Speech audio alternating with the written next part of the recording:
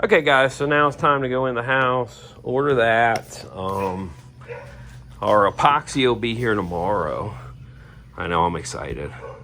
Now, you may ask, why am I using epoxy and not boat resin? Well, honestly, I have no clue what the last repair guy put in here, okay? And vinyl ester resin and polyester resins don't like to mix. So anytime you go over old glass and you don't know 100% what was used, it's always been recommended to me to use an epoxy resin. It will stick to anything. And well, we're going to use a special type of glass as well for this. So if you haven't gotten into any super technical type of fiberglassing, you may love the next episode. It's a special type of fiberglass that I've been using for years. And even though the floor's got some flex, this stuff's going to take up for that flex. The weight's going to be a minimal difference. I don't think you're really going to notice that type of repair in a boat, the weight difference. So, and I'm sure they thought, well, that's plenty for the fuel tank. One layer. Well, they didn't even finish a layer. You can't put that down without putting mat.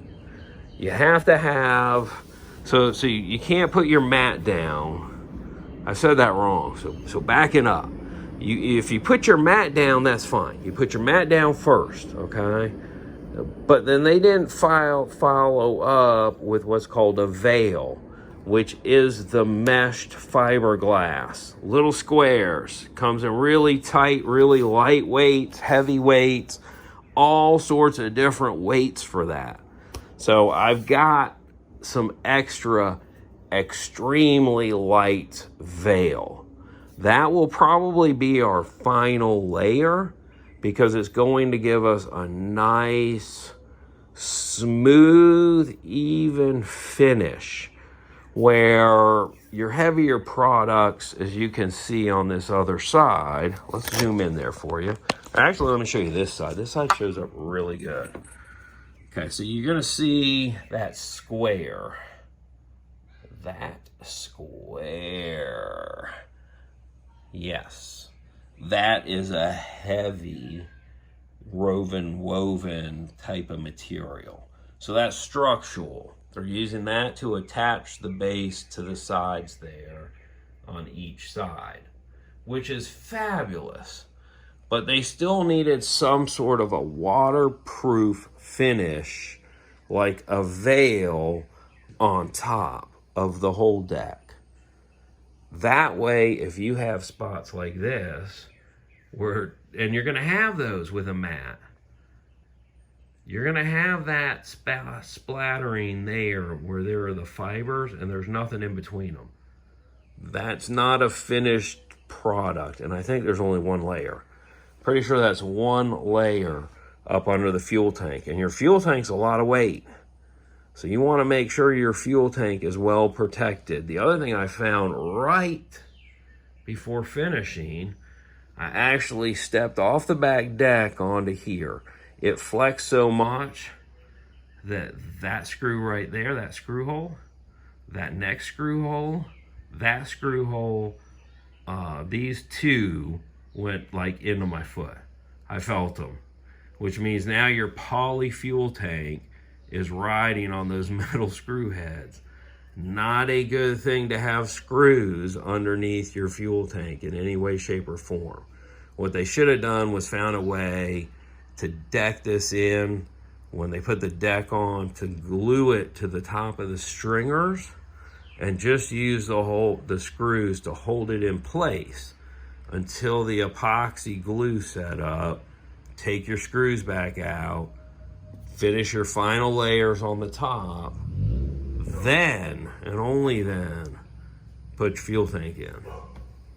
The other thing too is if you're gonna do screws, I would recommend, one, don't ever use drywall screws. Those black drywall screws are not made for a wet environment. at all. Don't use them. Number 2, go ahead and either pre-drill or run your screws in.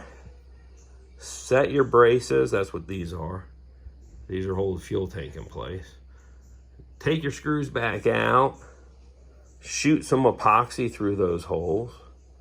Let it set. And then put your screws back in. You even could put your screws in with the epoxy in there. You should be able to break them free with a screwdriver, but because your epoxy is going to be real thin in there, it's really just going to coat the wood. So any water that hopefully gets in there isn't going to get in to impregnate the plywood. You're just trying to finish to protect your final product so it lasts for, well, years to come and generations to come. That's what it's all about. Now I'm going to put this fuel pump back in the box. I'm going to put all this stuff up here out of the rain. We've been getting a lot of rain. Going to reorder the fuel hose, which means this actually I'm just going to pick up and we're going to put in the adventure vehicle. And I'll just take this back tomorrow, pop it back in the mail to Amazon. They're really easy to deal with. Which is one of the reasons I buy a lot of my parts from them. Well, we're not taking it. We're not. We're not taking it. Why not? Well, I don't have the keys. No keys. Okay, so we're gonna call it a day, guys. I've got all of this prepped. I can put this in after I do my glass work. I was gonna put it in today. The only thing I'm gonna come back out and do is we're gonna tackle that fuel pump today and get it swapped out. I blew out the fuel line, which is that side. I'm gonna blow out, this is the vent line, and I am gonna blow it out to make sure there's nothing between it. Because, you know, well, sometimes you get all sorts of small bugs in there. There's an opening, and I don't know if they've got mesh in there. Sometimes they do, sometimes they don't. It's been sitting dry for long enough that there were mud daubers and wasp nests everywhere. It was a mess. Check the video out when we clean this thing out. I think we spent about 3 hours. When I say we, I mean you and I. You're a wanderer, guys. You're what make this happen. It's all about you guys.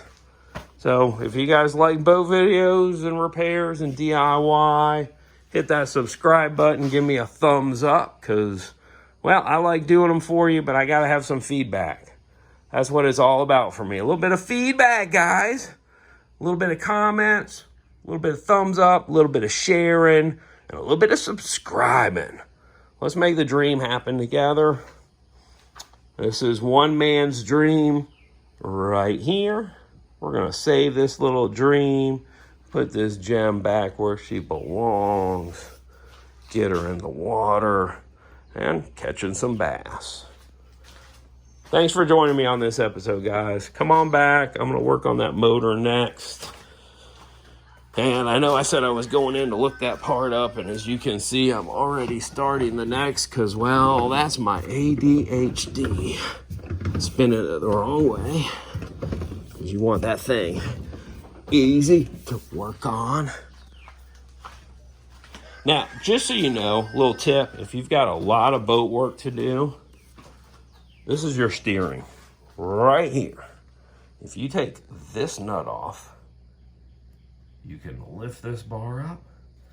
Make sure you put all that hardware back on the way it was, because you'll never, ever, almost never start a project like this and complete it the same day.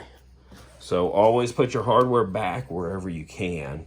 You know, obviously, if you start taking stuff apart, you know, I've seen people put the bolts back in the block. I think that's a great thing. Sometimes they end up in your way, but, you know, for the guys that do that, that's a very smart thing. They know it's there. They know which ones go there. They're not all in a bag. They don't have to guess where they went.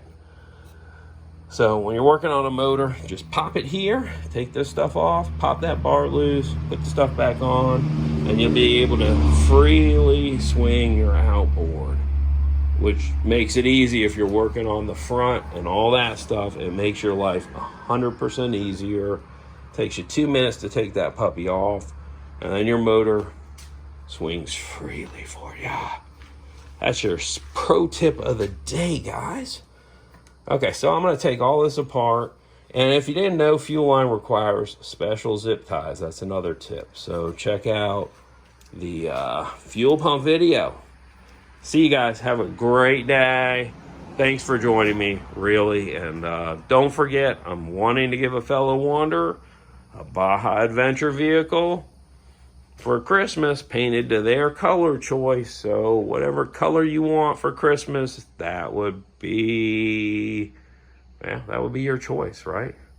And that's how it'll come. See you guys. Thanks for joining me again. Thumbs up to you guys. Thanks for all the likes, shares, subscribes, and support, and your comments. If you got tips for me, hey, send them to me. Email, comment, PM, however you want to send them. Feel free to. I love hearing from you guys, and I'm out of here.